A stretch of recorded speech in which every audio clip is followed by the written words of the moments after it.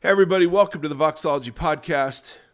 Mike Erie, Tim Stafford, and I'd like to introduce our third guest, which is RSV, which is what I was diagnosed with yesterday.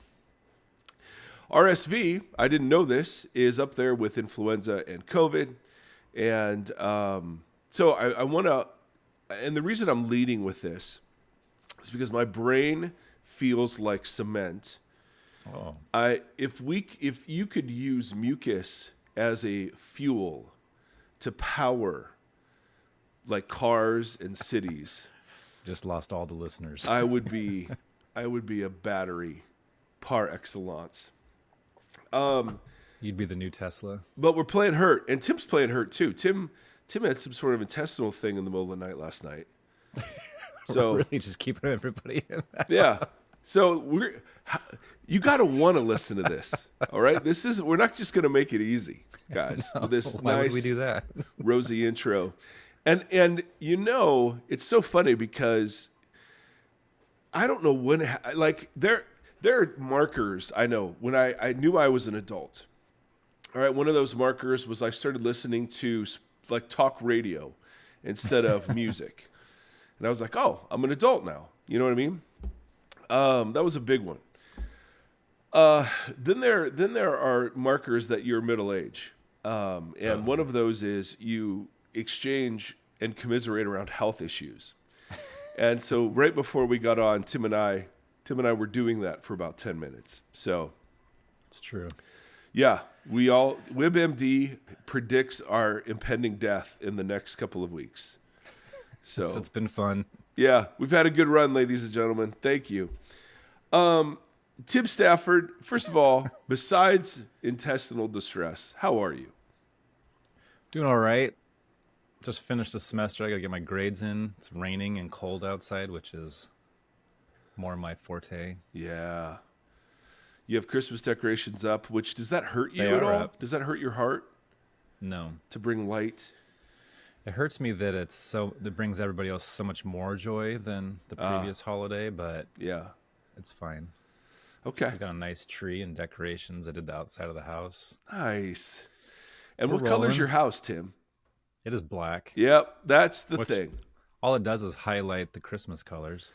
True, and it's a really cool. Like when you first told me you were painting your house black, my first thought was, well, of course he is. My second thought was, I wonder how that looks, and then I saw it, and it looks really sweet. Yeah, people were skeptical. I think there was a lot of skepticism from the neighbors, probably. It's pretty holy, though. Have you seen all those like beautiful old like churches in Sweden and Iceland, different places that are hundreds and hundreds of years old, and they're all just completely black? Yeah, and empty. Yes, exactly. So, no, that's fantastic. So Tim and I, the VOXOLOGY podcast is so important. Tim and I are playing her today. So That's right. if there is Playing accidental her on a heresy, Saturday. and we're recording on a Saturday, if there is accidental heresy, there Probably is, not I mean, accidental. there is intentional heresy, no question. But if it's accidental heresy, just give us some grace today and, whatever. So we hope you guys are doing well. Last week we recorded an hour before the Ohio State-Michigan game. And it was a good thing we recorded before that and not after, true. because after, it was a dark week. I actually started feeling the RSV symptoms after the loss. Right up to the game. So I don't know. That could be coincidence. So it's been a dark week. I'm not great at laying around, so I've been literally in my house by myself. Well, Seth was home with me 3 days because he has it too. But it's just been like, I don't do well when I'm just, so I had to turn on some Christmas music. My wife came in and was like, why is every single light on in the house? And I'm like, because I need it. I need light, life. But today, what I thought we'd do is we got so many emails from the last couple of episodes, and they're wonderful and they're honest and they're heartbreaking. And so I thought, okay, there's maybe one more bit we could do on this topic that fits and in response to some of the emails. And then we got an email that doesn't fit into that sort of lamenty disappointment with God category. And I thought we'd start with that.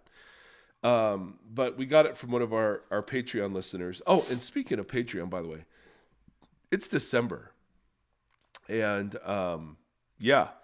And for some reason, there are some incredibly generous people who do year-end giving.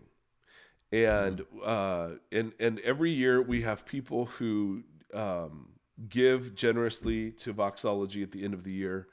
We want to remind everybody we are a 501c3 nonprofit. We are crowdfunded, so we don't rely on anything else but your support. And everything you give is tax deductible, if that matters. If you're in that kind of bracket where that matters to you, then that is good news, indeed, besides the good news of Jesus. Right. So this is someone from Patreon who wrote in, just wanted to say that you guys rock. Yeah. Thank you for all the time you've invested in this movement. We spent the first few minutes establishing how hard we rock. Dude, we do rock hard. Absolutely. I've been deconstructing and reconstructing what I've believed, and your words have been very formational throughout. So that's either good news or bad news for you. I'm not totally sure. I found myself in Nashville this weekend and stopped by your church and really enjoyed the service. And if I didn't meet you, I'm sorry.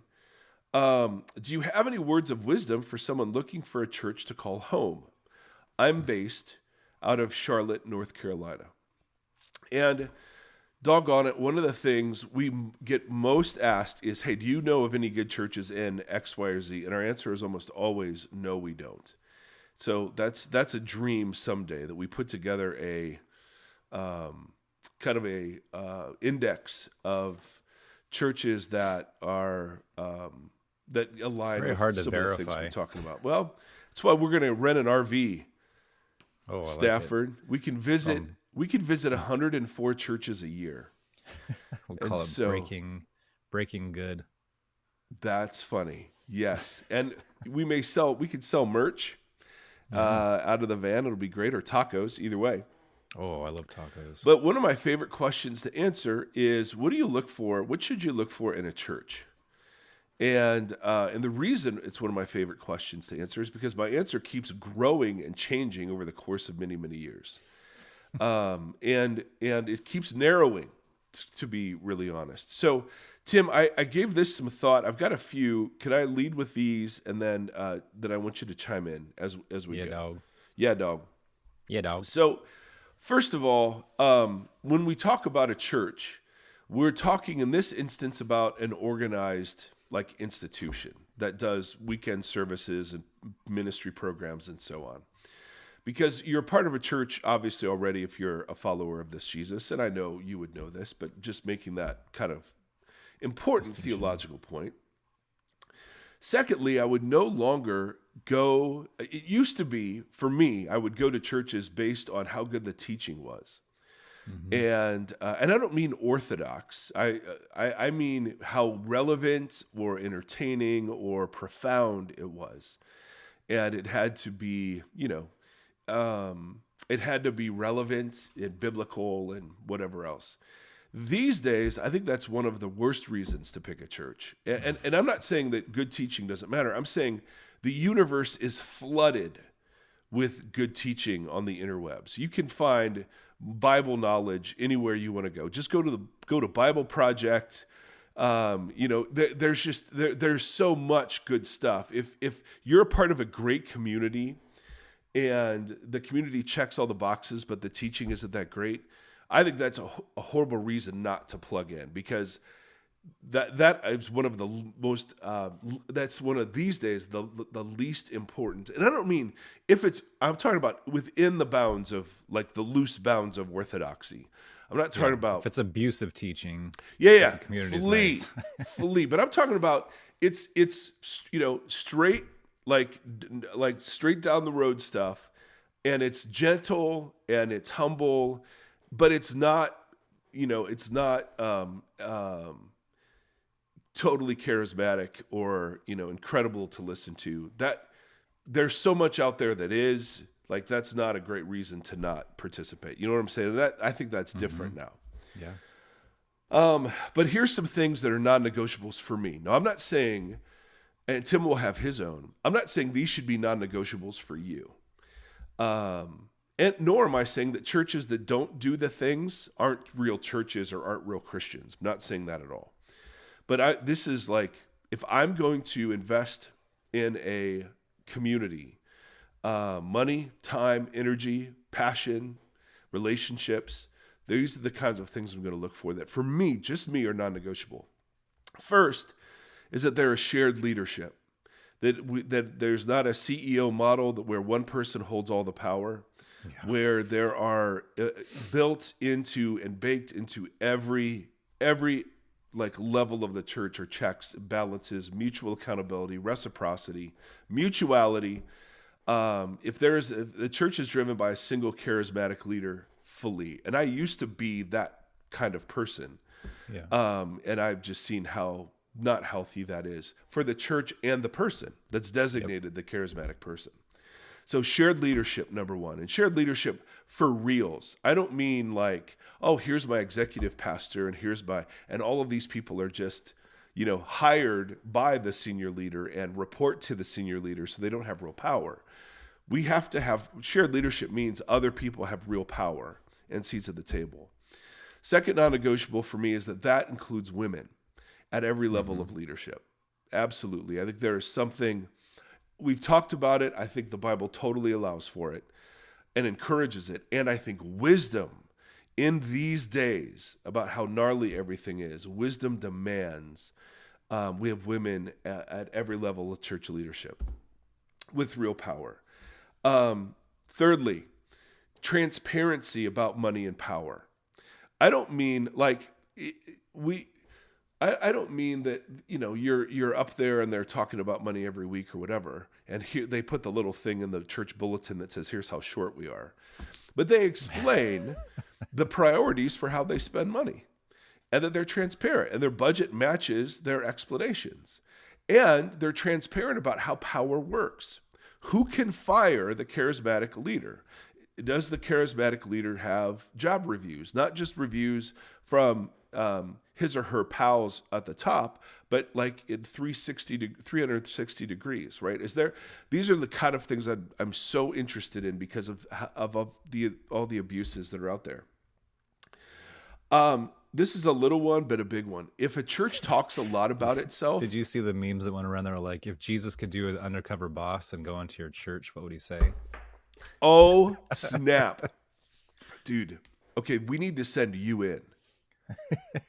That would be really funny. Churches that don't talk a lot about themselves. So the theological point is the announcement of the church isn't how great the church is. The announcement of the church is the kingdom of God. Yeah. And so I've been around churches and been parts of churches that will celebrate their birthdays, their anniversaries. They will tell their origin stories. They will talk about how fast they're growing and how they're running out of seats and how big and important their programs are. And they will say Jesus gets credit for this, but the focus is how great the church is. Yeah. Flee. You want to be around a group of people who don't care how great the church is. You want to be around a church that's centered set in all the ways we've talked about. It's gracious. It's humble. It's curious. It doesn't always have to be right. It keeps the main thing the main thing. It doesn't draw boundaries every opportunity it gets, and it doesn't engage in culture warring. Two more. There's room for disagreement with leadership and authority. Disagreement isn't a threat. That the leadership is secure to where the teacher or whoever is secure to be questioned.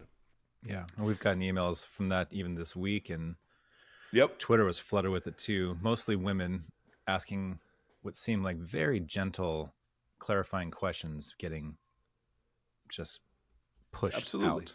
Absolutely. Two more. I was mistaken. One is a very gentle use of power. Mm. Is power top down in that instance? And then joy. Is there joy? And then my secret, I don't know that I've mentioned this, but my very secret sign for church health is, are there therapists that go to the church? And if there are, that always makes me feel better. So notice I didn't say anything about believing in the Trinity and the virgin birth, and because I've been around churches that say yes to all those things that are awful. And I've been around churches that are really fuzzy on those things and yet do a great job of loving people. Yeah. I'm always, and we say this all the time, theology absolutely matters. Good theology does not save us, it helps us. But bad theology really does harm us. Yeah. So if you find a centered, set church, you're going to find clarity around the most important things and lots of room to disagree around the lesser important things. So that would be my list, Tim. What do you want to add to that? I think you nailed it. I think for me, transparency and humility are really big. I'm so burnt out, or I was, have been so burnt out by churches with like extravagant green rooms that the higher ups hang out in before the services or between the services and create a hierarchy between the people. Ooh, that's good hierarchy. Yes. I don't like that. Yeah. The way they treat each other and the congregants. I've been going back and forth. We have a lot of friends who are like, and I don't agree with this necessarily, but we hear it quite a bit that they don't trust anyone who makes money doing ministry. Like pastors shouldn't get paid. All pastors should be bivocational. And Yep. I understand the impetus of saying that. I think it's hard to expect anyone to get trained or to go to seminary if they are not going to be, if there's no career path or whatever, stability within that kind of thing. But that would change. I mean, if you wanted to change dramatically the face of the American church, that's the one thing you could do. It would be something. I don't know what it would do. Yeah. But it would be something that, I don't know. I didn't write any of this down, but there's probably 100 things. That's why I don't attend a church currently, but I can't stand things that are done for the sake of just doing them without context or meaning or value or depth or explanation or anything. So, and I see that a lot in churches where they just have a lot of rhetorical devices that they'll use over and over again. And it's like, why are we here and why are we doing this? Right. And what does the church look like in the community at large, not just in the building, but that's good. Yep. How do they exist within your town? Yeah. And if it's in complete act of service and you see that church everywhere, like people volunteering and doing it with joy and getting their hands dirty and doing it because they care about their community, I think that's pretty healthy. Yeah. And we have some churches in our town that are like that. That absolutely. One of the reasons I lament that mega church coming in is there are churches and pastors who I'll see pop up all over the place that they're intent on serving their community. Yeah. And trying to be there and help people in need as much as possible. And that's, to me, is very inspiring. Absolutely. So I don't know. I don't know how you find that stuff, because people really, really denounce church hopping, and I understand why. But it's hard to find. It can be very hard. It can be like a needle in a haystack sometimes, trying to find like the... Well, and it's not always readily apparent. How somebody uses power, that doesn't show itself in like the new member luncheon. Well, you see it the most in the LGBTQ community, because there are so many folks who are looking for churches. I want to be a part of a church, and I'm not welcome in most churches. Right. And then so you have churches who lead with, we are whatever. And then once they get in the church, it's like, no, it's not how it is. Right, right. And so we hear that lament over and over and over again. Like they want to get people in the doors. Yeah. But once you're in there, it's a different. Yeah. It can be a very different. Now let's give some disclaimers, because it's kind of like I've read senior pastor job descriptions that could only be filled by Jesus. You know what I mean? Like totally. So we don't want to present. That's a fascinating conversation. Because it is totally. But we don't want to present that there is this ideal out there. Because even the earliest churches were screwy. So this is this whole picture I'm painting. It's a continuum, And there are churches that get some of these things and kill them and then struggle in other places. I think the most important part is to find a place that's gentle, that uses power very gently. Doesn't exert power over, but Yes. uses power to serve. Power to serve, the power to invite. Power and weakness. Totally. I mean, if I had to, and again, I'm not even speaking like theologically, I'm speaking in the American church and how ugly the fruit of what we've done is exposed. Like, we have to look for those dynamics, and it takes a while. I don't consider that church shopping. Church shopping is when I'm evaluating a church solely on the basis of whether or not I liked it. Right. But you the should music be. hit right, or Did I like? I mean, you evaluate it was the I same way. inspired? You'd evaluate it the same way you'd evaluate a movie. Yeah. You know, I'd see Entertainment. that again, and it's like, no, it's not for you. But there are, I think, markers that are markers of health that churches grow into. So we're not trying to describe the perfect church. There is no such thing. And I'm willing to flex. That's a good preface. I'm willing to flex on some of these things. Like if a church says, hey, we hold this issue differently than you, Mike, but it's okay that you hold the view that you do. Great. What did you used to always say when you planted the Vox Church? It was, if we can agree on who Jesus said he was, we can break bread or something to that effect. Absolutely. Absolutely. It's the centered set, modality. I don't have to. I could go to a Reformed church, even though I'm not Reformed, if it was Reformed in the right way. I could go to a charismatic church, even though I'm not totally charismatic, if it was charismatic in a gentle way.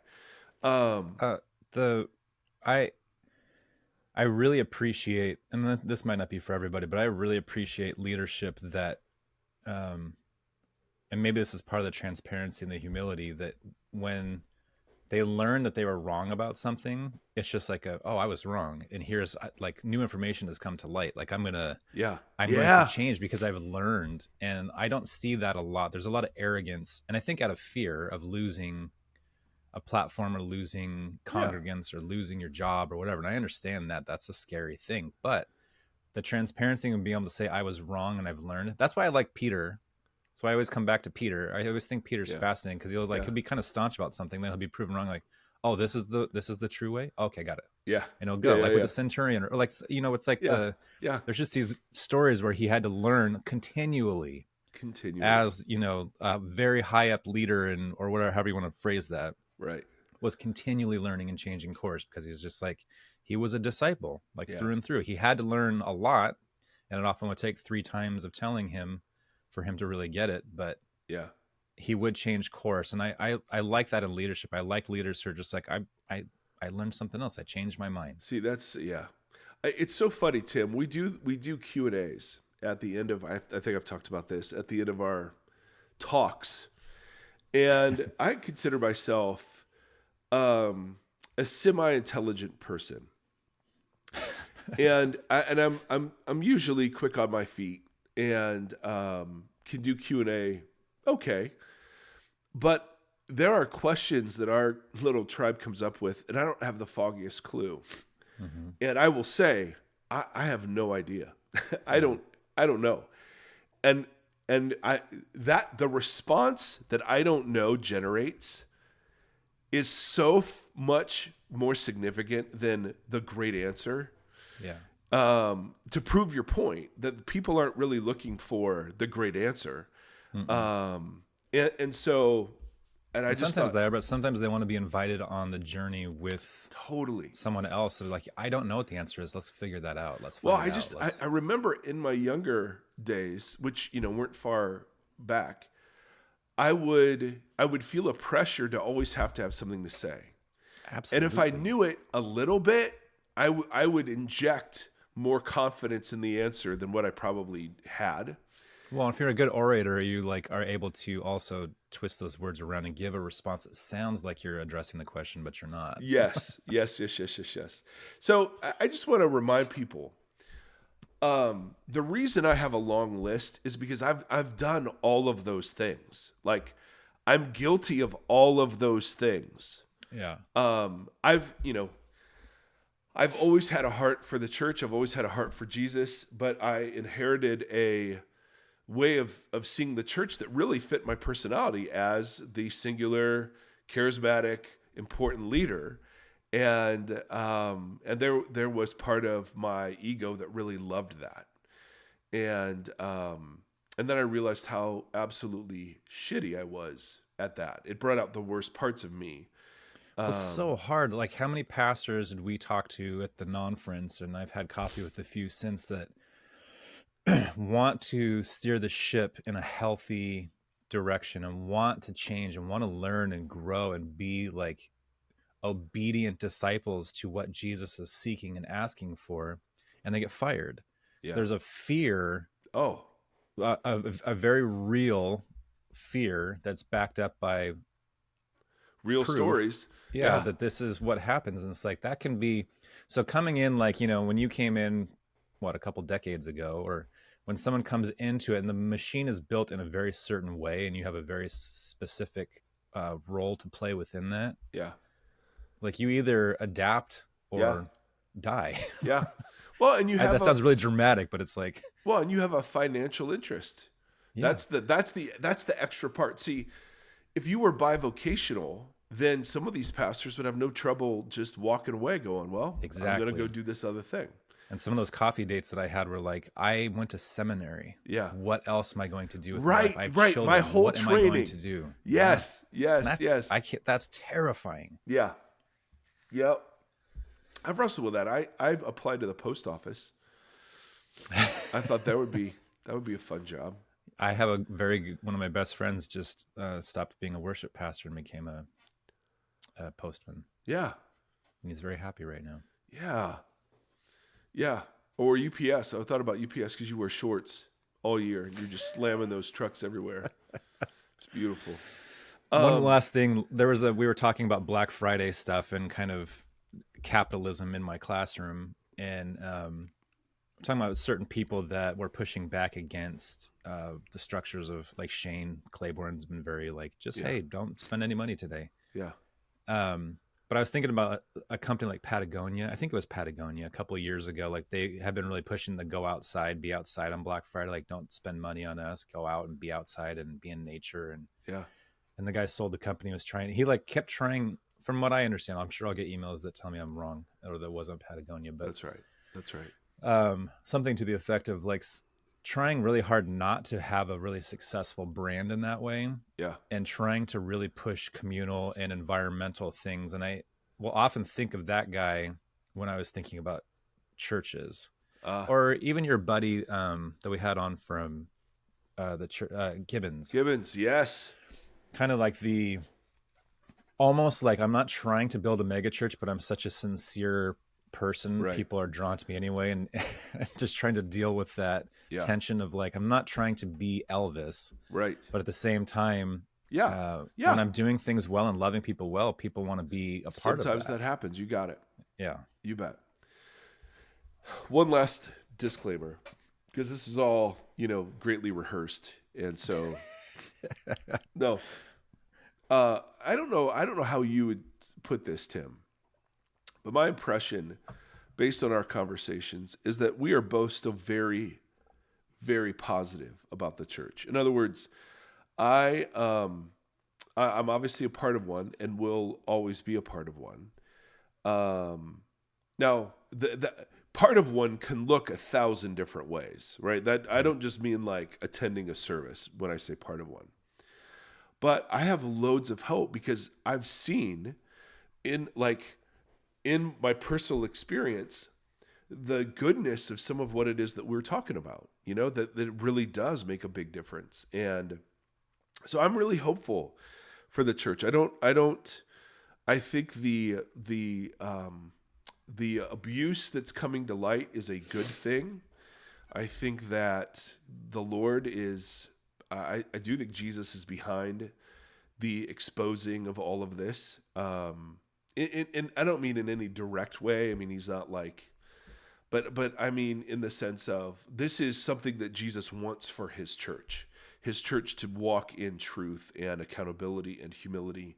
And there is so much the American church has to repent for. And the problem is, the more and more we get exposed to the callousness and the disappointment, the harder it is for the world to receive our repentance, our lament, and then our guidance on anything. Why would they trust us? Why would anyone trust us about, hey, here's how you should use your money, or here's how you should take care of your body sexually, or whatever. So that's the part I really grieve, is that I'm still very pro-church. I'm very pro-Jesus. I'm very pro-Bible. And I do think like what we do matters. I really, really do. I think churches matter. And what's going to save the church in America are mediocre churches of around 80 people. That's the future of the church, and it's going to be awesome. So anyway, those are my thoughts. The great question. Anytime we get a church question, I kind of get fired up. We here at the First Church of Golgotha are yes, very hard Tim, to... you're starting to get requests, dude. I need you right now to put it on air, that you will find that quote, that you will make a sticker. I have it right here, actually. All right. But I will. And make a sticker. But I do, like in the deconstruction, part of my quote unquote deconstruction process has been trying to like really pick apart why do we gather? Right. And understand what was the human plan from the beginning, and then how do we partner in that? And I have tremendous hope in Jesus and tremendous hope in the plan that Jesus put forth and what he's trying to reconcile and do with humanity. I have much less church. I have hope in the churches and the body of believers learning how to. That's what I mean. Hear that, see that. Yeah. I don't mean the organization. I have much less church in the brick and mortar. Yeah. But even that's tempered with like what you said. I think the 80%. I remember being I was on a traveling worship team, and we'd go around to all these different churches, all like different denominations, all like different sizes. And one of the ones we went to is out in the woods up in like far northern California, and it was probably 50 to 60 people maybe. Huh. And they had one or two microphones, and that was it, in a very small room. And what they would do during the prayer time of the service is they put the mics in the middle of the like walkway, aisleway, and people would just get up and share. And then they would pray in real time with people, and everyone knew each other and knew each other's lives well. Yeah. And they just existed together, and then fought together. Not fought like they fought for each other within, not against like institutions, but for like just well-being in life. Yep. And that was 20 years ago or more. I don't know. It was a while ago, but I am still affected by what I saw with that group of people. Like there was something happening in that room that was so intentional and so based in truth, and not in, again, rhetoric or anything other than just like loving each other in the name of Jesus and trying to model that well within their small little community. And I was like, man, this is really inspiring. I love that. And I haven't seen it much since then. No. But you don't, because you only see, the Driscolls and the Chandlers and different people that are really loud and all over the news. So you only see the car crashes. You rarely see the person who's bringing food to people's doorsteps. Or absolutely. Whatever, so. Totally, dude. And we just have to acknowledge they outnumber everybody else.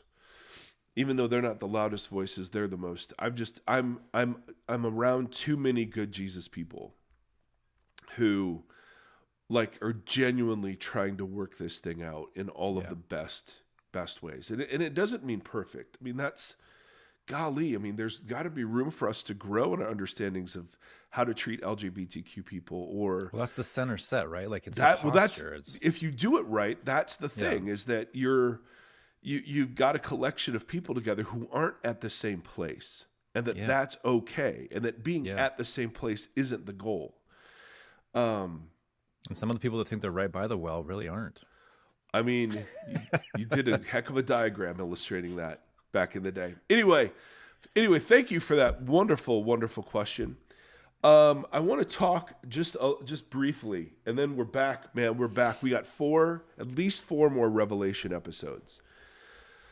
We've got 2 on judgment, And then the world has ended. And then we've got 2 on New Creation. So we might be done. And then we've got a John Mark Comer interview in a couple of weeks.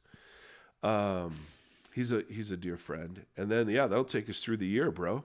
We'll be done. Hey, I have a question for our audience. I have an idea for our next series that I'm not going to share because I haven't shared it with Tim yet. Oh. But is there anything you'd want to talk about? I'd be interested to know. And so if you want to email us at hello@VoxPodcast, and I don't mean necessarily questions, but like topics or pieces of the Bible or whatever, I'd be interested to know. We've been doing this. By the way, we forgot to celebrate our 8-year anniversary because we don't want to talk a lot about ourselves. But 8 years, dude. So we've done a lot of this, and we are still amazed we get to do it every week. It's such a freaking privilege. But I don't know if there's something burning in your heart that you say, man, these clowns ought to give this a shot. We're in.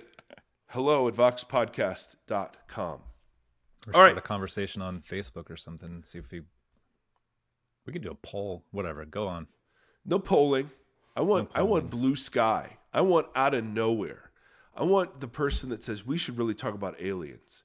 And we probably won't. But what a great idea. Oh, well, maybe we will for our next year's Halloween episode. We'll have Tim Stafford do a live report from Area 51. Oh, that sounds amazing. We need to buy a VOXOLOGY RV. So you know how the prosperity teachers have private jets? Our requests are so much smaller than that. We would just like a luxury RV to travel around, to go to churches, rate them according to an arbitrary scale, and to interview people. And it would be awesome. This would actually be a blast. I think I texted you and our mutual friend when I was up in like Eureka. I was walking around and I was just like, it would be so much fun to just like experience the American church as a whole and just travel around the country and like make a documentary or something out of it while we're doing it. Well, what we could do is, do you remember Mystery Science Theater? Absolutely. Like have 3 of our heads watching sermons. I mean, again, this is horrible and whatever, but it would be funny. All right. That's what we do in our free time anyway. Well, yeah, there are. My algorithm loves to give me sermons on Instagram. All right. So I want to talk this episode. I want to talk about the hiddenness of God.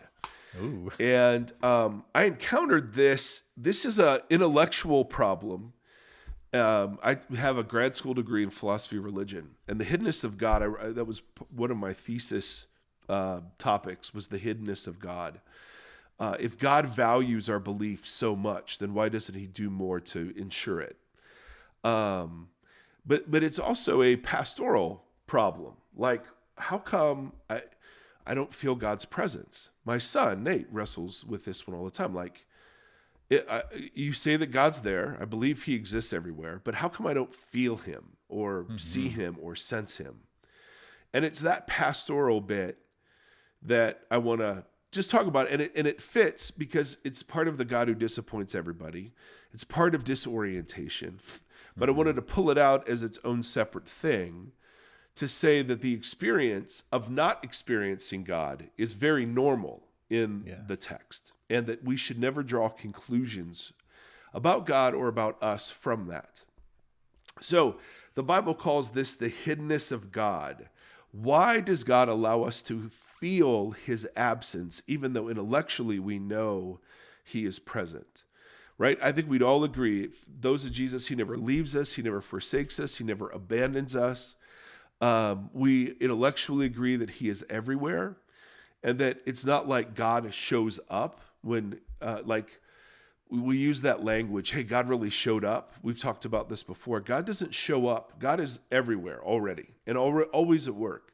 So it's not like, hey, God was off doing something else, and we had such a great, worship chorus that He showed up. Or like we take Jesus to some unreached people group. What a load of nonsense that is.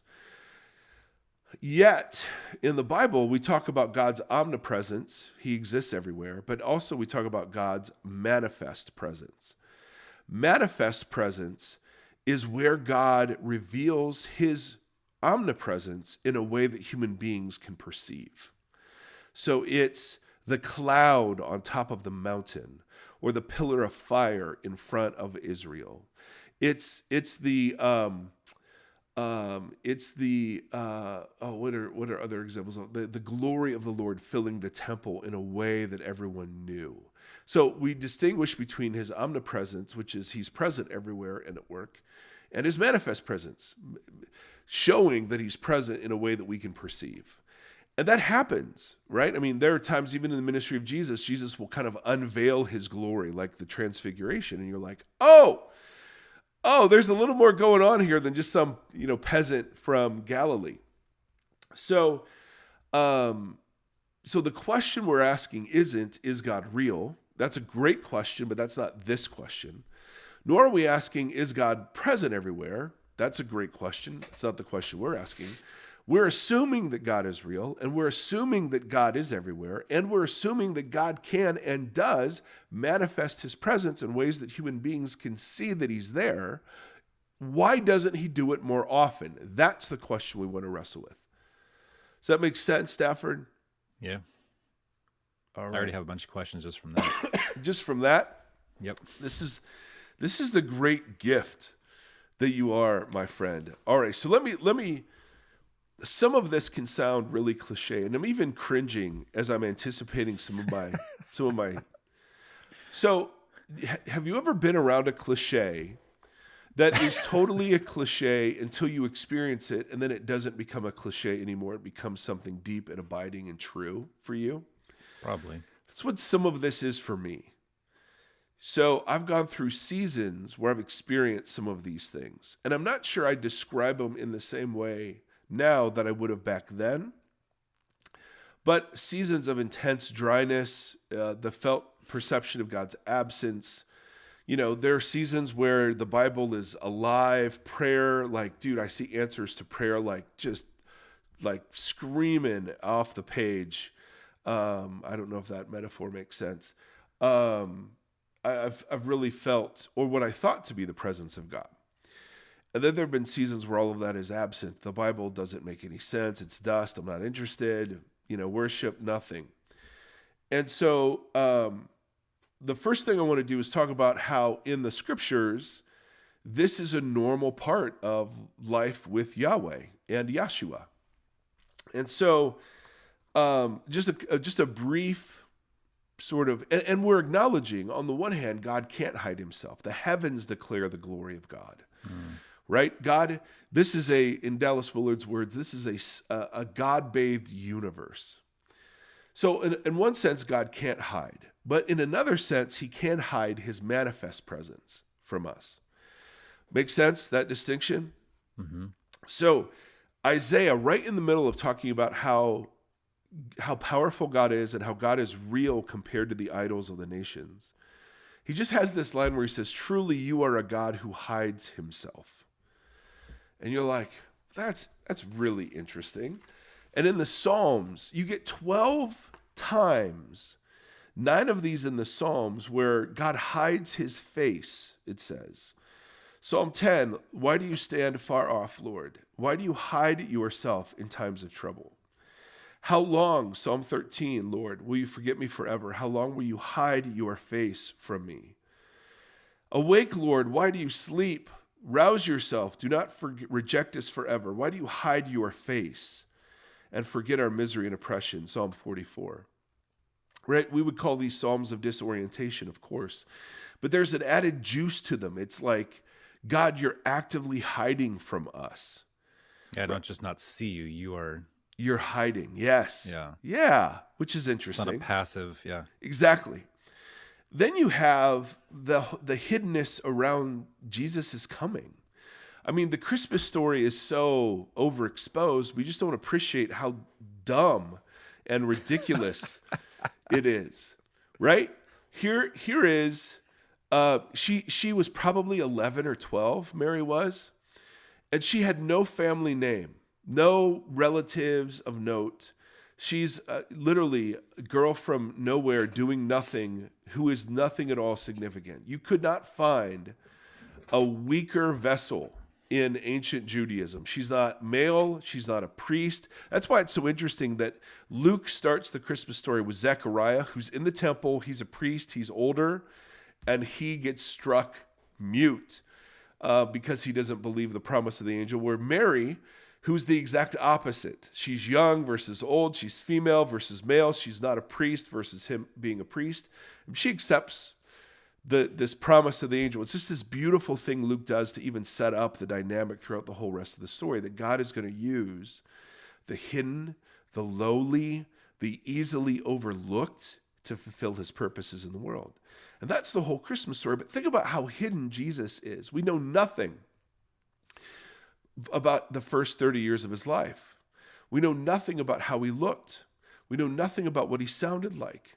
We know nothing about his relationship with his parents other than one episode when he was 12. That's weird. Yeah. Right? We know nothing about his dad after that one incident. We just know his dad isn't around when his ministry takes off.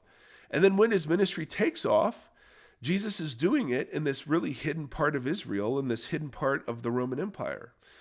And he's doing it in a way where he's asking people, hey, I don't really want you to tell anybody I'm doing this. The news gets out anyway, of course.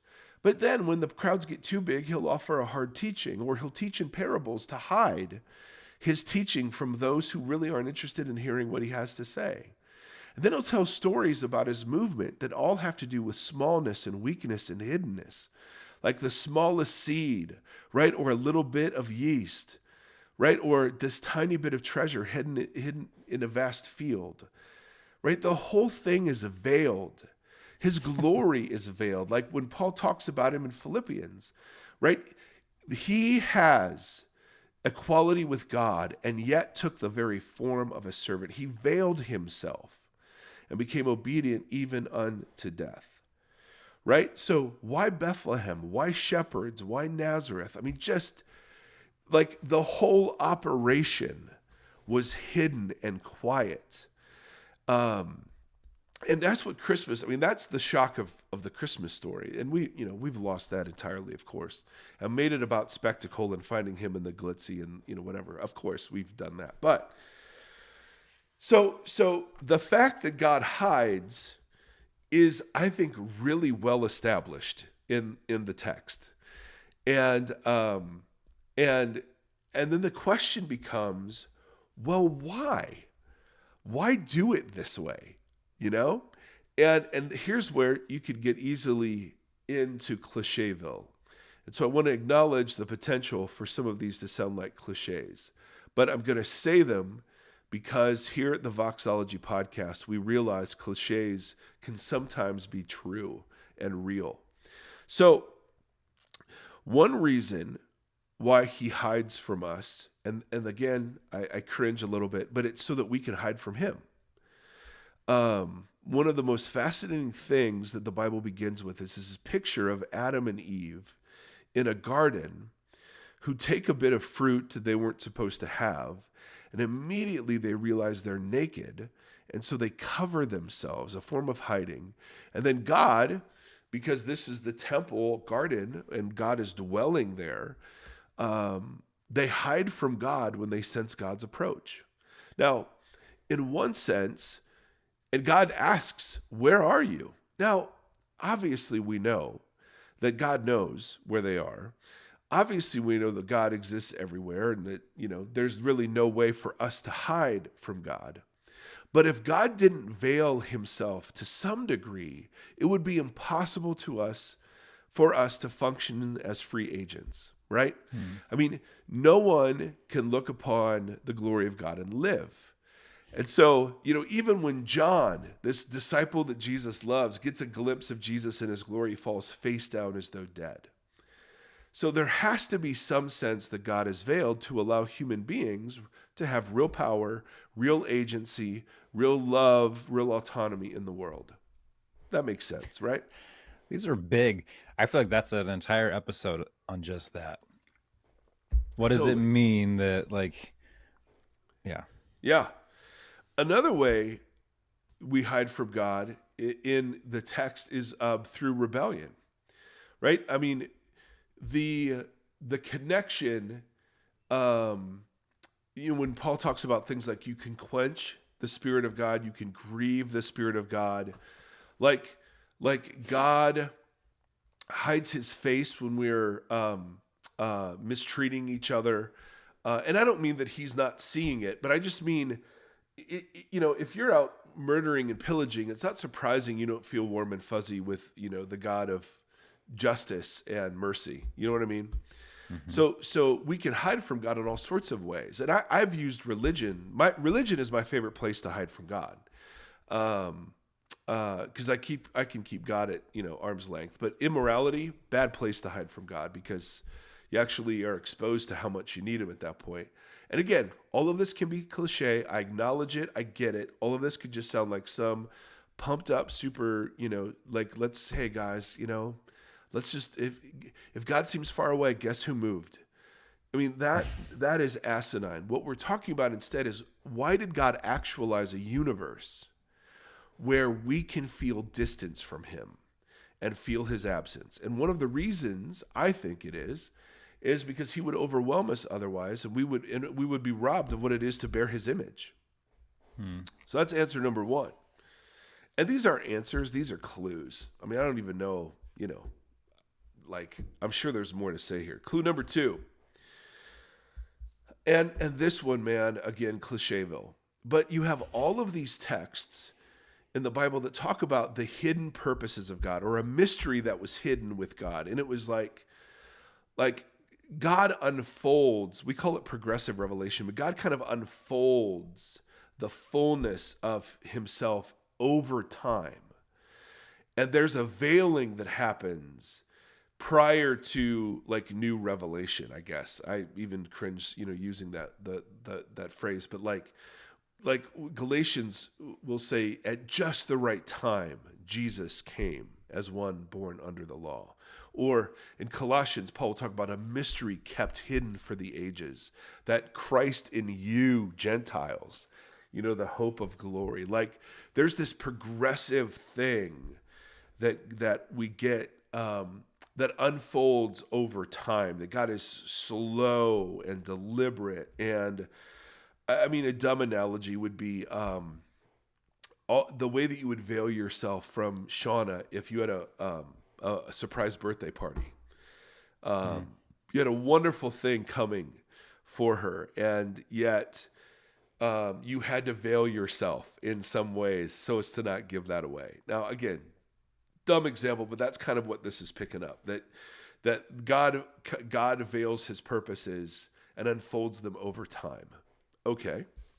And I don't know if he still does that, because a lot of that hidden language is about the coming of Christ and how Christ came and who Christ came for. So I don't know that that's something that God still does. What I don't want people to do is to go, well, there are three answers to my prayers. God says yes, God says no, God says slow. And so, and I don't know. I don't know if that's how it works. I'm just looking at the New Testament. Seems awfully limiting.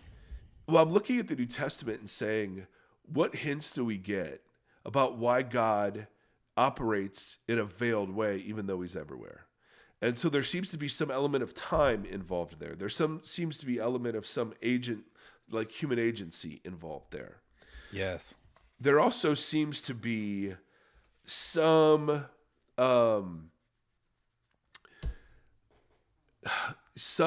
desire for partnership. And this is going to sound cliche. I'm sorry, I'm apologizing so much, but Are God, you sorry you're apologizing? God, yeah, exactly. I'm sorry, I'm Canadian and I'm apologizing. God wants to be sought, and the reason he wants to be sought is because he wants to be partnered with. So there are all of these texts, and Jeremiah 29 is like the big one, where God says, you're going to go into exile. For 70 years, I'm not going to talk to you. Anyone who claims to speak for me is a liar. You're to seek the good of that city. I'm not going to be speaking at all. But at the end of 70 years, because I know the plans I have for you, if you seek me, you will find me with all of your heart. Or even when Jesus, in talking about prayer, says, ask and seek and knock. He veils himself to provoke agency and participation from us. You know what I mean? Like when God is fighting a battle for his people and says to Moses, hey, Moses, make sure your arms are lifted, because when they're lifted, we'll be winning. And when they're not, we'll be losing. God obviously does not need Moses, to do anything. But that whole picture is a picture of God veiling his power so that Moses can participate in the project.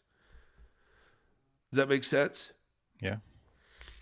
And then lastly, my wife just said text or call us. All right, so hold on a second. Ladies and gentlemen, this is real. This is staying in here.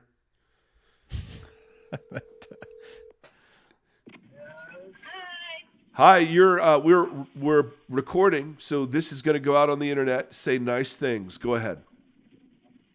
Are you kidding me right now? I'm not kidding you right now. I have RSV. We both have sinus infections. His RSV has probably cleared itself up. You both have RSV? Well, no, his was not positive. She said his probably ran its course. Okay, what do you have? RSV and a sinus infection. Awesome. I want you to know that our audience will hear that and respect that and pray for you. I appreciate that. So if you want to say that, hi everybody on the podcast. Hi, buddy. Hi, everybody. Hi. Also, Justy, is that rash clearing up? Did you get any cream for that? Right now, I don't have a rash. You're terrible. Okay. If you want to keep that in, great. It's fine. I don't know if they could hear anything. All right. Now this one, man, this is the one I struggle with right here. Those other ones kind of on an intellectual level, I'm like, yeah, that makes sense, right? But they restructure a lot. They do. That's the thing. Well, think about how you have to veil yourself from your kids to allow them to mature, right? Yeah, so that's a good entry point, but then you start extrapolating it out to not two human beings veiling, but a spiritual entity that's capable of creating a universe veiling to us, but then still requesting or wanting, desiring that partnership. Right. It's just the more you start to pull the threads on it, it starts to like, well, this provokes larger questions. Oh, of course. Which is, again, where the national park thing, where it's like, we really do want we preach with the pamphlets. Yeah. We want the pamphlets. We want the flyers because the actual park itself is overwhelming and, mysterious and confusing. That's right. But let's talk about you and Mazzy. Okay. All right. Surprised she hasn't come down yet. Yeah, I know. I'm shocked because you're soloing today. So Mazzy, I mean, she might be like, if Seth is a stick of joyful dynamite in the world, Mazzy is a stick of joyful chaos in the world. Would you agree with that? Yeah. She is just marvelous. But think about how you have to veil yourself with her. You veil knowledge from her, like things she wants to know but she's not ready for. And that's normal, right? You're not being mean when you do that. It's like, right. Hey, you're not ready to hear this yet. Like my kids now are getting to know me and my weaknesses and my mistakes as a human being far beyond the role of dad that I played prior to that. Right. But I veiled that part. I have to veil my power so that they can do things themselves, even if they fail doing them. Right? I have to veil my knowledge because I could solve problems, but it's worth it for them. So there is something about in relationship, when you're in relationship and there's a power imbalance, that veiling can be an act of love and push kind of towards maturity. Totally. I see it in the classroom. Like students, it's been documented that people don't learn in lecture halls. Yes. But they learn in conversation and that kind of stuff. So in the classroom, they always want to know what my opinion is, but all I do is ask questions to provoke them to pursue the truth. Yes. And to know why, and then gather evidence along the way. So I see it in that respect. Like I see the value in, offering tidbits to help provoke a pursuant spirit within the other Right. Those are such vague terms. I know, seriously, totally. So let's play with this just a little more.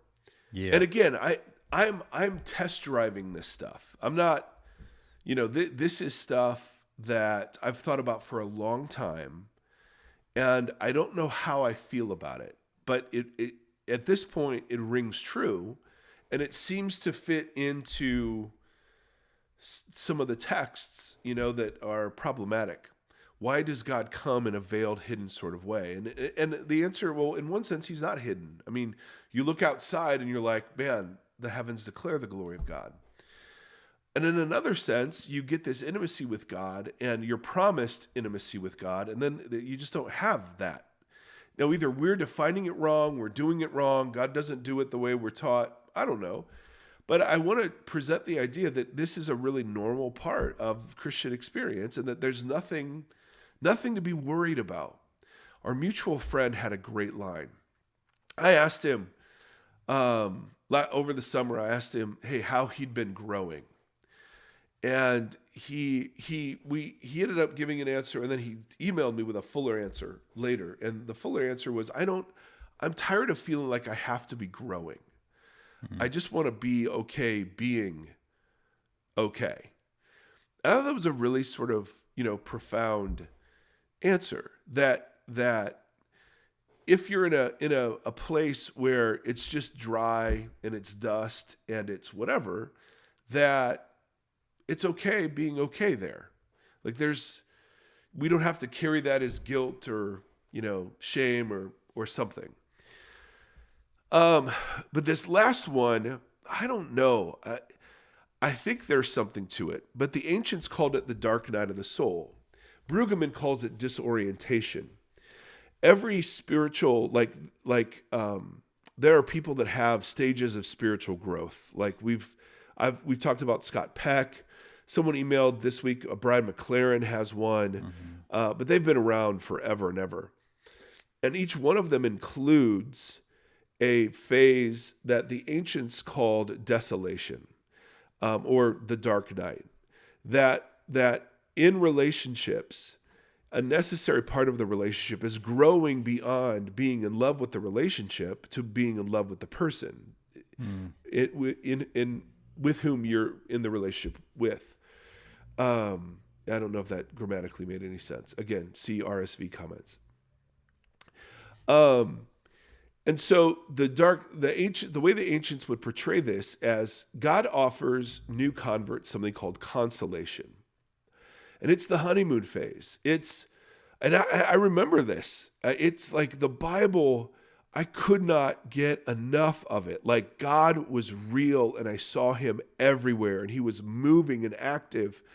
And I just saw, and worship, dude, I could just pour my heart out. And I mean, and then there's this period of, what was I doing?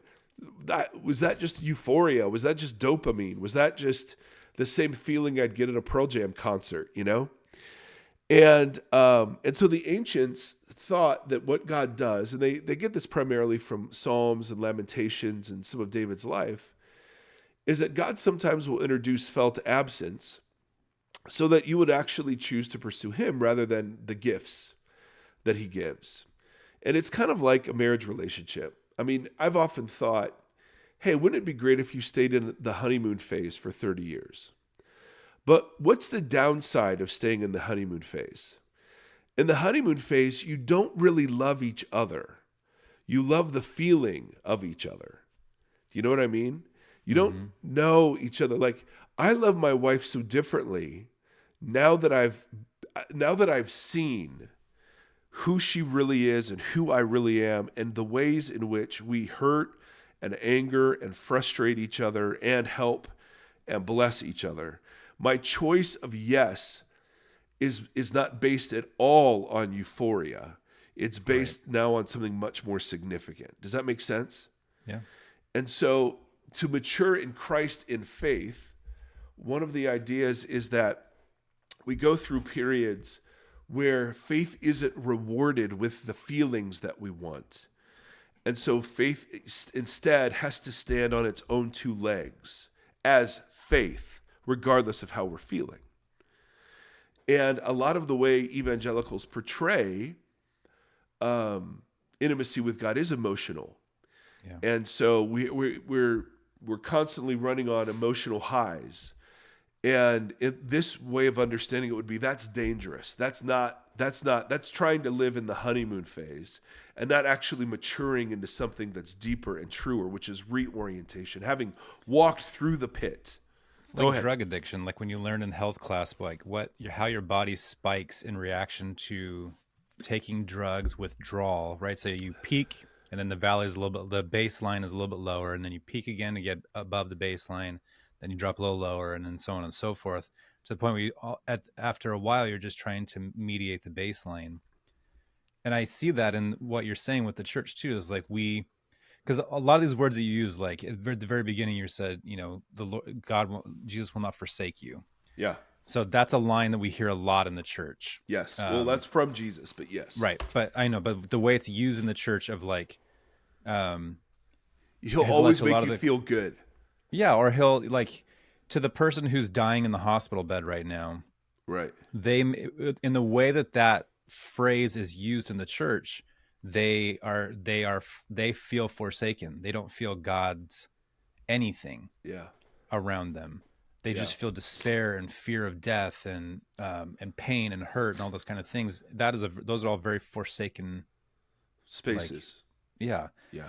So it's like, how do you take all the stuff that you're just saying? Because they're like, you keep prefacing with cliche or you could use rhetoric or something like that to say, these are phrases that we all know and have heard, and that's why they become cliches. Right. However, they come from a nugget of truth. Yes. So it's like, even the last thing you were just talking about, like that can be very encouraging, except if we're in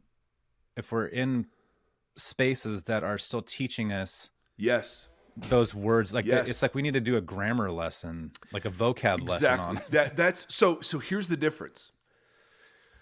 You'll hear these words in orientation differently than you'll hear them in disorientation or reorientation. Right.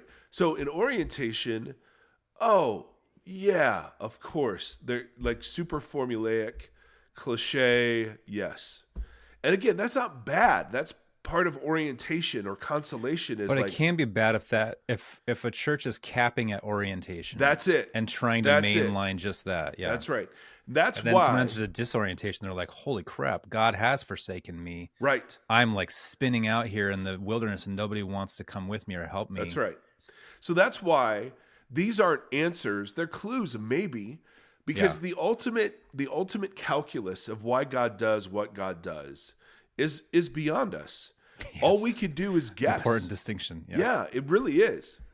And I think these are solid guesses as to why God isn't like blazingly obvious all of our lives. That makes sense to me.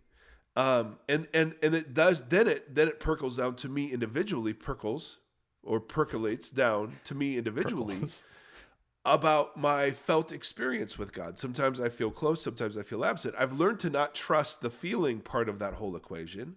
In the same way I don't trust the feeling part of my marriage, right? Because if my marriage were solely based on being infatuated with my spouse after 23 years, that's not happening a lot, right? What happens a lot is enjoyment, irritation, right? Frustration, silence. I mean, and the stubborn commitment to love in spite of those things. And so if faith is loyalty, which is something we've talked about before, then loyalty has to go far beyond what mood I'm in that day. And that's why so much of this drip of orientation, every service needs to end in a pretty red bow. Christmas is just so sentimental and wonderful. And all of that is toxic. And because we're dealing with a God who does veil himself, a God who does disappoint people, a God who allows people to be disoriented. And no one's prepared for that. And so we get shipwrecked on the idea that there's something wrong with me, or there's something wrong with God, or there's something wrong with the faith I have. And that's ignoring the very biblical idea that this is a normal part of the whole experience, and that the orientation, the euphoria that we were sold as what Christianity is only the beginning part, in the same way that that's only the beginning part of what marriage is. Because that's exactly what it is. That is exactly how you just said that. Like, it is, orientation is sold as what it means to be Right. a Christian. And when somebody starts to enter into disorientation, oftentimes there's no space or room for them. That's right. That's And, right. man, it'd be really interesting to have churches that were built with, like, we have a pastor of orientation, a pastor of disorientation, a pastor of reorientation, and everything is like hand in hand with each other. Yeah. So there's like a process That's of like this funny. new believer that's like just come in, and they're full of wonder and awe, and are just trying to learn some basic tenets of things, and they have that emotional thing because this is new and fresh, and they feel like they're a part of what blah blah blah. Yep. But knowing that disorientation is down the road, That's right. and that reorientation is down the road, and those things are not mutually exclusive, nor do they cancel out the one before them. That's right. Or Exactly. whatever. Like, it'd be really fun, maybe not fun, but it would be really interesting to see a church that was built, or churches built in that way, that try to walk people through all of those, knowing that they're safe within each of them. Dude. That all of them are purposeful and real and healthy. Yes. And Well, think about it. Oh, that's so good, Tim. That's so good, because I'm thinking immediately about marriage counseling.